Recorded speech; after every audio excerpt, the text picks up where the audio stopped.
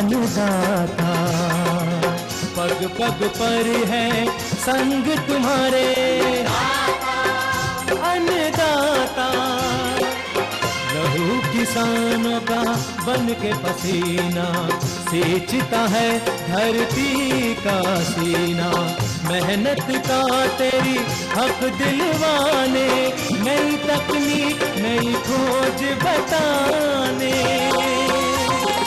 पशुधन को गुणवान बनाना, पौध सुरक्षा को सिखलाना, खेती के सब गुर समझाने, भारत का सरताज बनाने।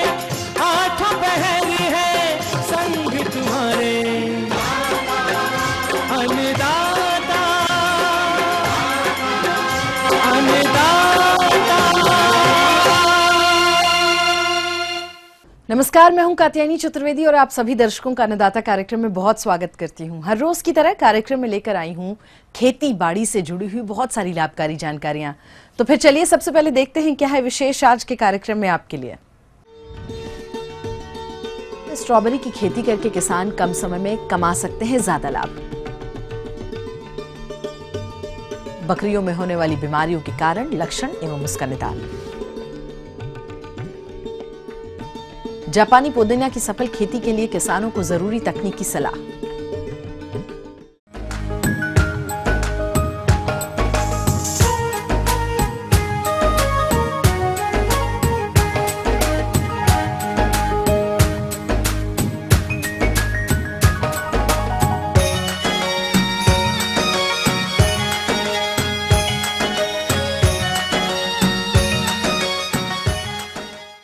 वर्तमान समय में स्ट्रॉबेरी फल की काफी डिमांड है और इसी को देखते हुए हमारे प्रदेश के कुछ प्रगतिशील किसान इसकी खेती करने लगे हैं और इसका लाभ भी कमा रहे हैं। ऐसे में किसान भाई यदि स्ट्रॉबेरी की खेती आधुनिक तकनीकी से करते हैं तो वो कम समय में ज्यादा मुनाफा कमा सकते हैं।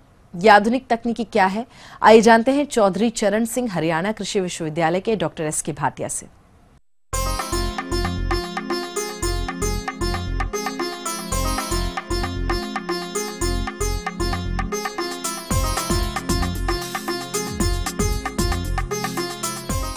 जो शब्द स्ट्रॉबेरी है वो इसलिए बड़ा हुआ है कि इसके जो फ्रूट है वो ज़मीन की बजाय किसी घास फूस पे या स्ट्रॉ पे या मल्च पे लगे, इसलिए इसका नाम स्ट्रॉबेरी है। और हम ये चाहते हैं कि बजाय हम इसको ज़मीन के, अगर इसको हम ट्रेली सिस्टम पे लाएं। चौधरी चरण सिंह हरियाणा कृषि विश्वविद्यालय के बागवानी विभाग के विशेषज्ञ डॉक्टर एस.के. भाटिया ने स्ट्रॉबेरी की खेती करने की नई तकनीक के अंतर्गत पौधों को अलग अलग तरीकों से लगाकर शोध किया। तो उन्होंने कौन सी स्ट्रॉबेरी की खेती करने की प्रणाली को किसानों के लिए फायदेमंद बताया, आइए जानते हैं उन्हीं से। उसमें हमने जो लगाया है एक हॉरिजॉन्टल सिस्टम है, हॉरिजॉन्टल के अलावा एक हॉरिजॉन्टल प्लांट्स हैं स्लांटिंग पोजीशन में, दूसरे स्लांटिंग प्लांट हैं स्लांटिंग पोजीशन में, चौथा जो सिस्टम लगाया हमने वो प्लांट भी वर्टिकल है, सिस्टम भी वर्टिकल है। जो हम इनिशियल स्टडीज जो हमारे शुरू के जो आंकड़े हैं वो ये बताते हैं कि जो सिस्टम जो हॉरिजॉन्टल वाला है वो अच्छा है और दूसरा जो स्लांटिंग सिस्टम है प्लांट हॉरिजॉन्टल है वो दूसरे नंबर पे है। तो ये दो सिस्टम हमारे बड़े अच्छे काम कर रहे हैं ये, और हम ये चाहते हैं हमारे किसान भाई बजाय उसको जमीन के अगर यहाँ लगाएं तो बड़ी अच्छी बात है। स्ट्रॉबेरी की खेती करने के लिए सबसे पहले आइए चर्चा करते हैं स्ट्रॉबेरी के पौधों को उगाने के लिए जरूरी माध्यम की। तो स्ट्रॉबेरी उगाने के लिए कौन कौन से अवयवों की जरूरत पड़ती है, आइए जानते हैं। और इसमें जो हमने पाइपों के अंदर जो मिश्रण डाला है वो उसमें ज़मीन का कोई मिट्टी का हिस्सा नहीं है, सिर्फ इसके अंदर कोकोपीट है, साथ में वर्मिकोलाइट है और साथ में कई जगह हमने मिक्सचर कर रखा है वर्मी कंपोस्ट का। ठीक है, वर्मी कंपोस्ट में थोड़ी मिट्टी है, बाकी हम ये कहेंगे भी एक सॉइललेस कल्चर बोलते हैं। एक शब्द आजकल चला हुआ है हाइड्रोपोनिक्स। तो हाइड्रोपोनिक्स का तो मतलब ये होता है कि बिल्कुल पानी के अंदर, और ये हाइड्रोपोनिक्स से मिलता जुलता है। इसमें पानी नहीं है, पानी की जगह सॉइललेस बिना मिट्टी का एक हमारा मीडिया है, उस मीडिया के अंदर हम इसको ग्रो करते हैं। और इसमें जो पानी देने का सिस्टम है वो भी ड्रिप सिस्टम से है, और साथ में जो फर्टिगेशन हम उसमें 100 ppm से लेकर 250 ppm तक अलग अलग कंसंट्रेशन में मैक्रोन्यूट्रिएंट और माइक्रोन्यूट्रिएंट मिला के लगाते रहते हैं। अक्सर देखा गया है कि किसान भाई स्ट्रॉबेरी की खेती खुले प्रक्षेत्र में करते हैं, जिससे एक तो उनकी फसल में रोग आने की संभावना ज्यादा रहती है और दूसरा उन्हें फसल से कम उपज की प्राप्ति होती है। इसी समस्या को देखते हुए डॉक्टर एसके भाटिया द्वारा अपनाई गई तकनीक से स्ट्रॉबेरी के पौधे लगाने के क्या लाभ हैं, आइए जानते हैं उन्हीं से। मैं सबसे ज्यादा इसका जो फायदा ये है, जो ट्रैली सिस्टम है, कि हम एक यूनिट के अंदर जो डेंसिटी है प्लांट की वो 3 गुना तक ले जा सकते हैं, 3 से 4 गुना तक। इसका अर्थ ये हुआ कि जो हमारे एकड़ के अंदर हम प्लांट्स लगाते हैं करीब 35,000 या 36,000, इस सिस्टम के अंदर हम लगा सकते हैं उसको। अगर 3 गुना हो जाते हैं तो ये करीब हो जाएगा 1,10,000 के आसपास। तो 1,10,000 जब हम प्लांट लगाएंगे और थोड़ा बहुत पैदावार के अंदर बिल्कुल थोड़ा सा अंतर आएगा, तो इसका अर्थ ये हुआ कि हम करीब 2 गुना या 3 गुना ज़्यादा पैदावार ले रहे हैं। और पैदावार भी ऐसी ले रहे हैं, क्वालिटी यूँ अच्छी आएगी कि ज़मीन से फ्रूट टच नहीं हो रहा, इसलिए वो बहुत अच्छा उसकी क्वालिटी रहेगी, सफाई भी रहेगी, खराब भी नहीं होगा। ये इसमें ज़रूर है कि दूसरी जो हम फसलें लगाते हैं वीट की या पैडी की, उससे ज़रूर इसमें इनकम 2 गुना 3 गुना ज़्यादा है। इसका जो यूज़ है, एक हम बोलते हैं टेबल पर्पज़, तो वो बोलते हैं फ्रेश खाना, फ्रेश खाने में। और दूसरा आप देखते हैं इसके स्ट्रॉबेरी के जो जैम है, थोड़ी सी जैम में दिक्कत है, इसका जो अकीन्स, इसका जो बीज है वो कई बार कट की आवाज़ देता है। बाकी इसका जो स्ट्रॉबेरी में और में बड़े ज़्यादा यूज़ है। प्रोसेसिंग के अंदर प्रोडक्ट्स, जितने भी प्रोडक्ट्स हैं उनमें इसकी मिक्सिंग है, इससे बनते हैं। और ज़्यादा डायरेक्ट यूज़ है जिसको टेबल पर्पज़ बोलते हैं, उसमें भी है।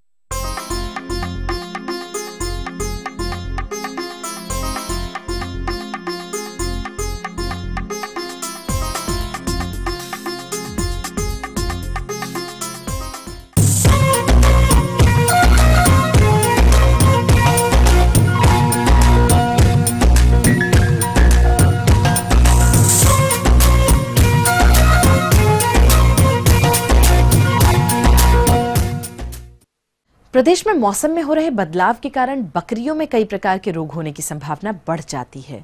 और ऐसी स्थिति में यदि आप बकरियों में सही समय पर रोगों की पहचान कर इलाज करवा लें तो होने वाले नुकसान से बचा जा सकता है। तो बकरियों में कौन कौन से रोग लगते हैं और उनका निदान क्या है, इसके बारे में जानकारी दे रहे हैं डॉक्टर H.A. तिवारी। किसान भाइयों, अगर आप वैज्ञानिक तरीके से बकरी पालन करना चाहते हैं तो उसके लिए बहुत ज़रूरी होता है कि बकरियों के स्वास्थ्य का विशेष ध्यान रखा जाए, उनको बीमारियों से बचाया जाए। बीमारियां होने न पाएं, उनके रोकथाम की आवश्यकता होती है। इसके लिए बकरियों को विभिन्न प्रकार के टीके लगाए जाते हैं। उनमें सबसे पहला जो टीका है वो PPR बीमारी है, जिसमें कि जिस बकरी को ये बीमारी होती है उसको दस्त होते हैं, मुंह में छाले पड़ जाते हैं, 106 डिग्री बुखार होता है और नाक से पानी आता है। किसान भाइयों, ये इतनी गंभीर बीमारी है। इस रोग से प्रभावित बकरियों को मरने से बचाना बहुत मुश्किल हो जाता है और लगभग 70 से 90% तक बकरियां मर जाती हैं। इसीलिए इस रोग से बकरियों को बचाने के लिए टीकाकरण अवश्य करवाएं। कभी भी आप फार्म खोलने जा रहे हैं, सबसे पहला काम आपको ये करना है कि फार्म शुरू करने से पहले या बकरियां खरीदने से पहले PPR टीके की व्यवस्था आप बाजार से कर लें। ये टीका बाजार में उपलब्ध है। 1 ml त्वचा के नीचे, चमड़े के नीचे लगाया जाता है और एक बार अगर आप लगा देते हैं तो 3 साल तक इस बीमारी से छुटकारा मिल जाता है। तो कभी भी फार्म अगर स्टार्ट कर रहे हैं आप, तो इस बात का ध्यान रखें कि बकरियों को खरीदने के बाद 1 सप्ताह उनको रेस्ट दें, आराम करेंगी, और उसके बाद उनको जो है ये टीका आप लगा दें। 2 टीकों के बीच में लगभग 10 से 15 दिन का अंतर जो है रखा जाना चाहिए। बकरियों में दूसरी बीमारी आती है एंट्रोटॉक्सीमिया, जिसे आंतों का जहर भी कहा जाता है। ये बीमारी जीवाणुओं के द्वारा होती है और इस बीमारी में अधिकतर मेमने प्रभावित होते हैं। और इनका मुख्य कारण इस बीमारी का होता है, इनके शरीर में बैक्टीरिया मौजूद होता है, उसी का अटैक होता है इसमें बकरियां जो होती हैं या जो बच्चे होते हैं, अगर वो ज्यादा मात्रा में दाना चारा खा लेते हैं, जिसको हम ओवर फीडिंग कहते हैं, अथवा आपने खिलाए जाने वाले चारे में अचानक कोई परिवर्तन कर दिया है, तो उसके कारण भी बकरी ज़्यादा मात्रा में चारा खा जाती है, तो उससे बीमारी होती है। इसमें सबसे पहले क्या होता है कि बकरी के पेट में दर्द होने लगता है, चिल्लाती है, वो पेट काफ़ी फूल जाता है, उसमें गैस बनती है और वो कभी कभी ऐसा होता है कि दस्त भी आते हैं और ज़मीन पर गिर पड़ती है, पैर चलाती रहती है। तो इससे बचने के लिए जो है हम जो भी लक्षण के उपचार होते हैं वो हम इनको करते हैं। पेट दर्द की दवा देते हैं, आफरा की दवा देते हैं, और जो पेट में इनके एसिड बन रहा है उसको न्यूट्रलाइज करने के लिए हम सोडा भी दे सकते हैं, पिला सकते हैं। लेकिन इनसे बचने के लिए जरूरी होता है कि आप इस बीमारी का टीकाकरण करें। बाजार में ईटी रक्षा के नाम से टीका जो है उपलब्ध है। 2 ml त्वचा के नीचे, चमड़े के नीचे हम लगाते हैं और एक बार अगर हम लगा देते हैं तो इस टीके से करीब 1 साल तक बीमारी से छुटकारा मिलता है। ज्यादातर ये टीका फरवरी माह में लगाया जाता है। इस बात का ध्यान रखें कि ये टीका एक बार लगाने के बाद दूसरा टीका 14 से 21 दिन पर अवश्य लगवाएं। ये टीका लगाने से बकरियों में रोग रोधक क्षमता बढ़ जाती है। तीसरा रोग है किसान भाइयों, खुरपका मुहपका। खुरपका मुहपका एक विषाणुओं से होने वाला रोग है। इसमें मुंह में छाले पड़ जाते हैं, पैरों के बीच में जो क्लेफ्ट होता है उसमें भी छाले पड़ जाते हैं, घाव हो जाता है। मुंह में छाले पड़ जाने के कारण जानवर चारा नहीं खाता है और पैर में छाले पड़ जाने के कारण जानवर लंगड़ा के चलता है। एक पैर से भी लंगड़ा सकता है और चारों पैरों से भी लंगड़ा सकता है। इस बीमारी में जो सबसे बड़ी समस्या आती है कि इस रोग के कारण बकरी पालकों को आर्थिक हानि बहुत होती है। बकरी में दूध का उत्पादन बिल्कुल घट जाता है। तो इसलिए ये जरूरी होता है कि इसका हम टीकाकरण करें। बाजार में FMD रक्षा के नाम से भी ये टीका उपलब्ध है। खुरपका मुहपका ओवैक के नाम से है। तो इसका 1 ml जो है मांस में लगाते हैं हम इंट्रामस्कुलर। इसको अगर लगा दें तो 1 साल तक बीमारी से छुटकारा मिल जाता है। एक बीमारी होती है बकरी चेचक। बकरी चेचक एक ऐसा रोग है जो कि बकरियों में पूरे शरीर पर चेचक के दाने छाले पड़ जाते हैं। जानवर को बुखार आता है, आँख लाल हो जाती है, उससे पानी आता है, नाक से पानी आता है, सांस लेने में तकलीफ होती है और इसमें भी बकरियों की मृत्यु बहुत ज़्यादा होती है। इसके लिए भी टीका बाजार में उपलब्ध है, बकरी चेचक का टीका। और 1 ml त्वचा के नीचे या चमड़े के नीचे अगर हम लगा देते हैं तो 1 साल तक इस रोग से छुटकारा मिल जाता है। इसके अलावा किसान भाइयों, बकरियों के पेट में कई तरह के कीड़े हो जाते हैं जिसके कारण पशु काफी कमजोर हो जाते हैं और उनसे अधिक उत्पादन नहीं मिल पाता। तो इसके नियंत्रण के लिए क्या करें, आइए जानते हैं। तो इसके लिए किसान भाइयों, बरसात आने से पहले और बरसात खत्म हो जाने के बाद 2 बार बकरियों में पेट के कीड़े मारने की दवा आप जरूर पिलाएं। इस बात का विशेष ध्यान रखें कि जब आप दवा बकरियों को पिला रहे हैं तो सुबह पिलाएं और खाली पेट पिलाएं। दवा पिलाने के बाद कम से कम 2 घंटे तक उनको दाना और पानी मत दें तो दवा का प्रभाव काफी अच्छा रहता है। जी हाँ, तो ये थी कुछ उपयोगी जानकारियां। एक बहुत छोटे से ब्रेक के लिए यहाँ रुकते हैं, जल्द लौटेंगे।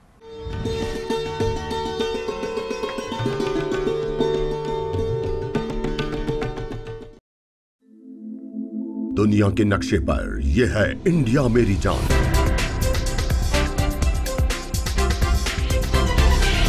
भारत थोड़ा अलग है।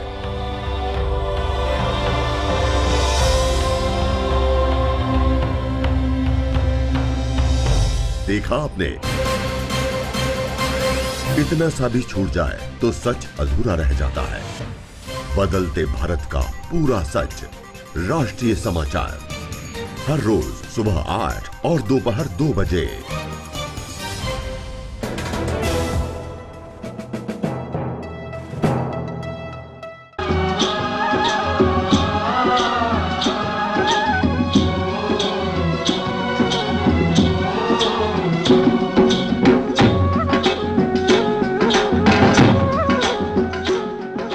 ब्रेक के बाद आपका एक बार फिर से बहुत स्वागत है अन्नदाता कार्यक्रम में और अब बढ़ते हैं अपनी अगली प्रस्तुति की ओर।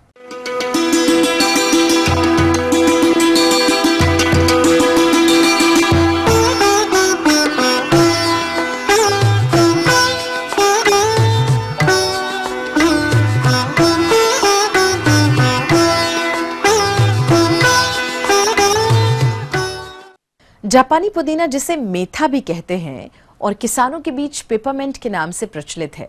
जहां तक इसकी खेती की बात है तो हमारे हरियाणा के किसान भाई इसकी खेती में काफी रुचि ले रहे हैं, क्योंकि इस फसल से कम लागत और कम समय में प्रति एकड़ से 40 से 45 हजार का शुद्ध लाभ मिल जाता है।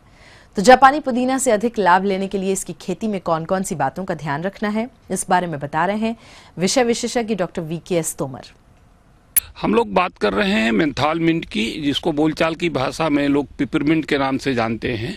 किसान भाइयों, अगर आपके क्षेत्र में तेल निकालने की मशीन स्थापित की गई है तो आप मेंथा की खेती अवश्य करें। और यदि बड़े पैमाने पर मेंथा की खेती करना है तो आप खुद भी ये मशीन स्थापित कर सकते हैं और अन्य मेंथा की खेती करने वाले किसानों से भी लाभ कमा सकते हैं। किसान भाइयों, ये इसके लगाने का मौसम आ गया है। इस समय अब इसकी नर्सरी आप लोगों को डालनी है। हेक्टेयर में 1 कुंटल करीब जड़ें लगती हैं। इस समय प्रचलित प्रजाति है वो कोसी प्रजाति है, जो पूरे क्षेत्र का करीब 80% हिस्सा केवल एक वैरायटी के तहत है। इसके अतिरिक्त सीमेप ने 2 नई जातियां निकाली हैं। इसमें एक सीमेप सरयू और दूसरे सीमेप सिमक्रांति है। क्षेत्रफल 1 हेक्टेयर के लिए करीब करीब 250 वर्ग मीटर जमीन होनी चाहिए, 250 वर्ग मीटर जमीन होनी चाहिए। 1 हेक्टेयर खेत में रोपाई हेतु मेंथा की नर्सरी अर्थात रोपण हेतु पौध तैयार करने के लिए 250 वर्ग मीटर क्षेत्र यानी 1 हेक्टेयर के 40वें हिस्से पर आपको तैयार जड़ों की बुआई करनी होगी। आप जैसा धान के लिए नर्सरी डालते हैं वैसे खेत तैयार कर लें।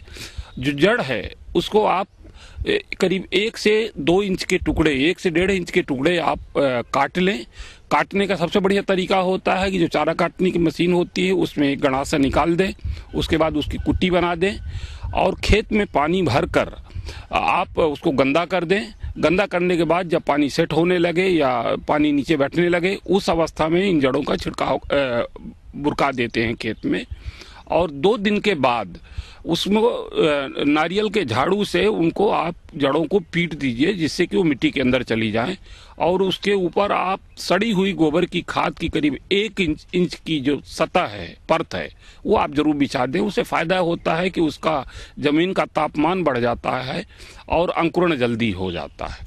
और ये करीब करीब 40 दिन बाद जो है, जब पौधा 5 से 6 इंच का हो जाए, उस समय वो आपकी लगाने के लिए तैयार हो जाएगा। मुख्य खेत के लिए आप फरवरी से लेकर मार्च के अंतिम सप्ताह तक जब भी आपका खेत खाली हो उस समय आप इसको लगा सकते हैं। लगाने का तरीका ये है कि आप जैसा धान लगाते हैं वैसे आप खेत तैयार कर लें। लाइन से लाइन की दूरी अगर आप फरवरी में लगा रहे हैं उसमें आप 45 सेंटीमीटर रहे या 1.5 फुट, और पौध से पौध आपकी 8 इंच की दूरी पर आप या 20 सेंटीमीटर की दूरी पे लगाएंगे।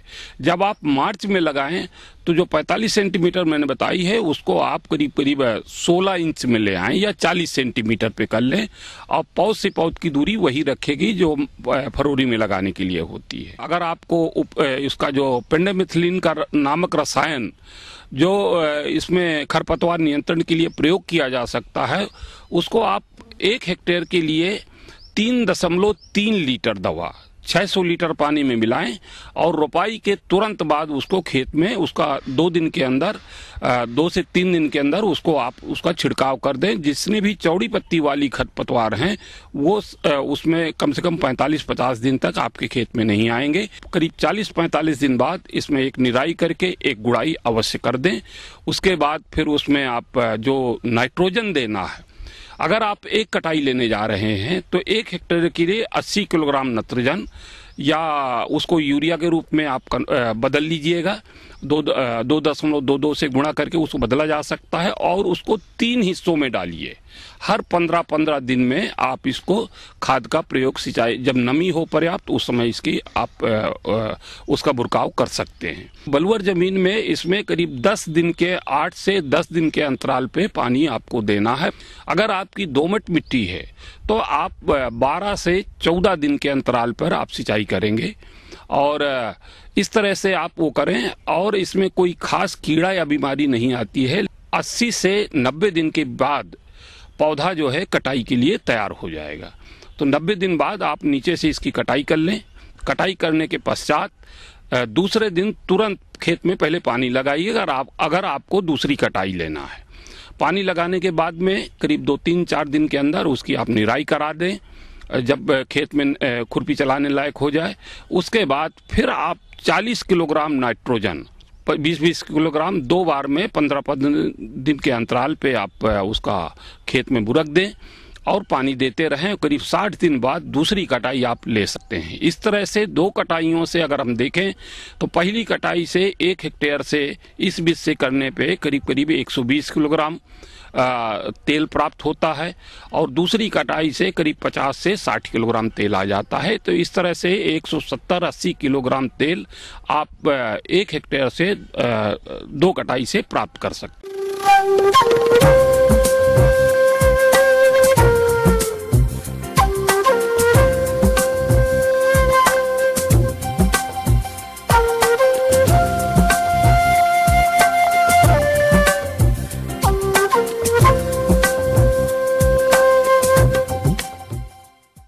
तो किसान भाइयों, मौसम के अनुसार प्रबंधनों पर टिकी होती है आपकी खेती-बाड़ी और इसीलिए मौसम पूर्वानुमान और उस पर आधारित साप्ताहिक कृषि सलाह इस प्रकार है।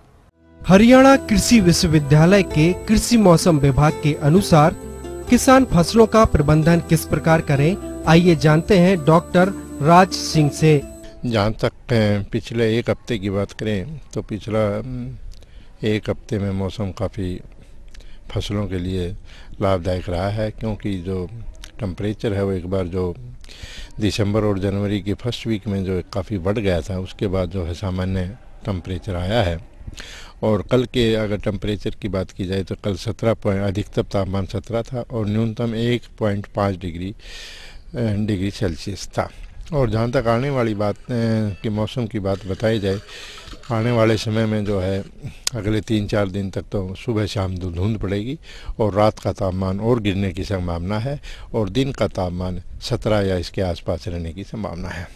जहाँ तक किसान भाइयों को सलाह की बात है, ये देखने में आया है कि टेम्परेचर 1.5 के नज़दीक पहुंच गया है, तो हो सकता है आने वाले समय में और टेम्परेचर डाउन जाए तो अपनी हल्की सिंचाई अगर वो फसलों में कर ले, क्योंकि खासकर सरसों में क्यों फली आई हुई है, अगर पारा और नीचे चला जाता है तो पाड़ा पड़ने की संभावना रहती है। तो किसान भाइयों को सलाह दी जाती है कि थोड़ी सी हल्की सिंचाई सरसों में कर दें तो अच्छा रहेगा। गेहूं के लिए मौसम ठीक है, गेहूं के लिए पाले का कोई ज़्यादा असर नहीं होता, वो फायदेमंद होता है, तो इसलिए गेहूं के लिए कोई खास बात नहीं है। आइए अब जानते हैं चौधरी चरण सिंह हिमाचल प्रदेश कृषि विश्वविद्यालय पालमपुर द्वारा भेजे गए मौसम पूर्वानुमान के आधार पर किसान अपनी फसलों का प्रबंधन किस प्रकार करें। जहां गेहूं की बिजाई हो और खरपतवार के पौधे में 2 से 3 पत्तियां आ गई हो तो खरपतवारों को नष्ट करने के लिए आइसोप्रोट्यूरान नामक रसायन की 70 ग्राम मात्रा 30 लीटर पानी में घोलकर प्रति कनाल छिड़काव करें। गोभी वर्गीय सब्जी में डाउनी मिल्डी बीमारी से फसल को बचाएं।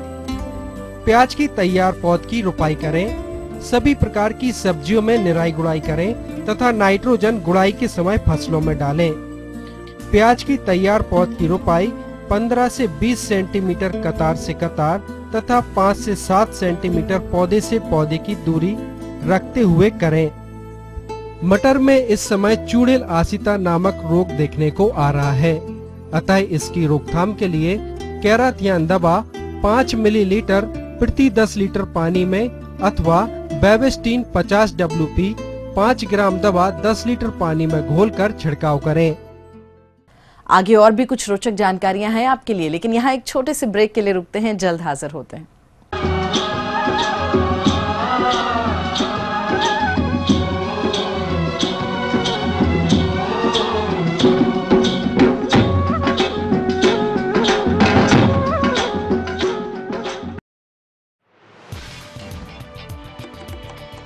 कहते हैं दिल का रास्ता पेट से जुड़ा होता है। जब बात हो दिल जीतने की तो लजीज पकवान बड़ा कारगर सिद्ध होता है। घर पे मेहमान आए हों या कोई खास मौका, ऐसे में लाजमी है बात होती है पकवान की, स्वाद की और परोसने की। तब एक ही नाम जहन में आता है, रसोई से।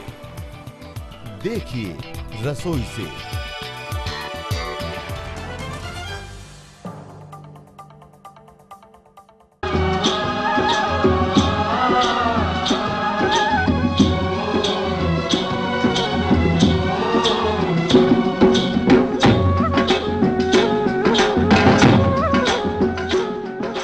ब्रेक के बाद आप सभी दर्शकों का अन्नदाता कार्यक्रम में बहुत स्वागत है और चलिए अब रुख करते हैं अपनी अगली कड़ी की ओर।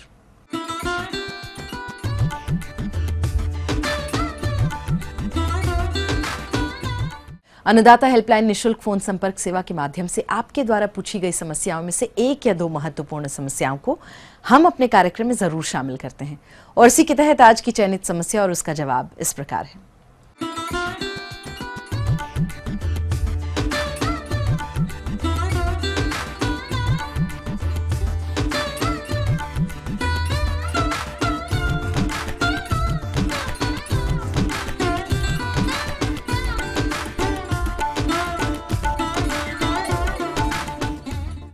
जो अर्ली लगाए हैं, जो आगात में लगाए हैं, उनका मटर अभी फल दे रहा है। जो थोड़ा सा विलम्ब में लगाए हैं उसका अभी फूल के स्टेज में मटर है। किसान भाई एक चीज जान लें, अभी इस अवस्था में कई ऐसे बीमारी हैं जो मटर में देखने को मिलता है।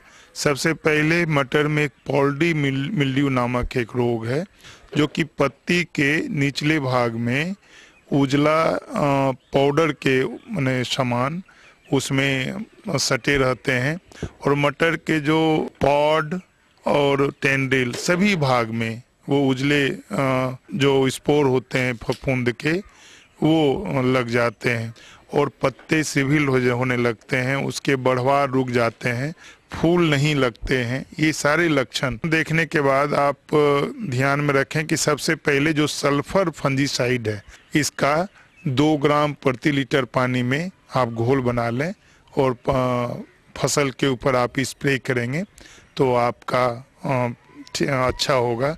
इसमें विलंब से बुआई नहीं करना है ये, और अनुशंसित प्रभेद लगाना है, और जो अनुशंसित दूरी होता है मटर का वो आपको मेंटेन करना है। किसान भाइयों, मटर की फसल में फ्यूजेरियम विल्ट रोग भी लगता है, जिसे उकठा रोग भी कहते हैं। ये फफूंद जनित रोग है। इस रोग का प्रकोप मृदा में नमी अधिक होने पर होता है तथा रोग से ग्रसित पौधों की जड़ें सड़ जाती हैं और पौधा मुरझाकर सूख जाता है और आपका पूरा फसल नष्ट हो जाएगा। तो इससे निजात पाने के लिए आप बेविस्टिन 1.5 से 2 ग्राम प्रति लीटर पानी में घोल बनाकर आप इसका स्प्रे करें। इसके अलावा किसान भाइयों, मटर की फसल में बैक्टीरियल ब्लाइट रोग भी होता है, जिसे जीवाणु झुलसा के नाम से जानते हैं। ये रोग जीवाणुओं के द्वारा फैलता है। इस रोग से प्रभावित तनाव और पत्तियों पर भूरे रंग के धब्बे पड़ जाते हैं तथा रोग का प्रकोप बढ़ जाने पर पौधे पूरी तरह मुरझा जाते हैं। इस रोग की रोकथाम के उपाय इस प्रकार हैं। तो इसमें भी क्रॉप रोटेशन की जरूरत पड़ती है, और आप स्टेप्टोसाइक्लिन 1 ग्राम को लगभग 4 से 5 लीटर पानी में आप मिलाएंगे, और उसमें 5 लीटर पानी में फिर 5 ग्राम बेविस्टिन मिलाकर डाल देंगे, तो आपका ये रोग बढ़ने से रुकेगा, आपका उत्पादन अधिक होगा, फूल अधिक लगेंगे, और फूल लगेंगे तो फल निश्चित रूप से आएगा। और चलिए अब देखते हैं कल दिखाए जाने वाले कार्यक्रम की मुख्य झलकियां।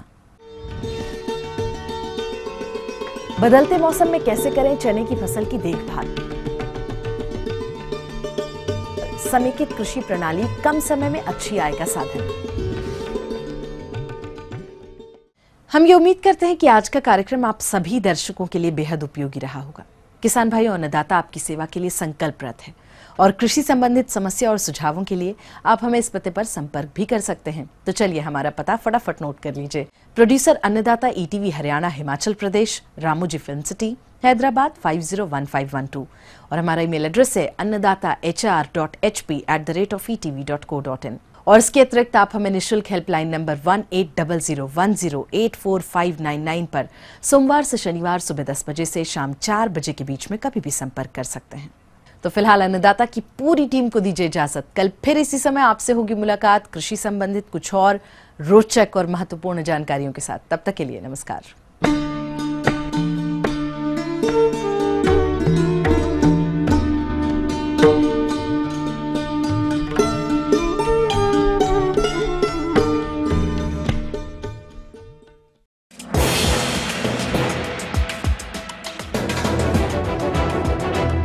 आप देख रहे हैं ETV न्यूज हरियाणा हिमाचल प्रदेश, खबर ही जीवन है।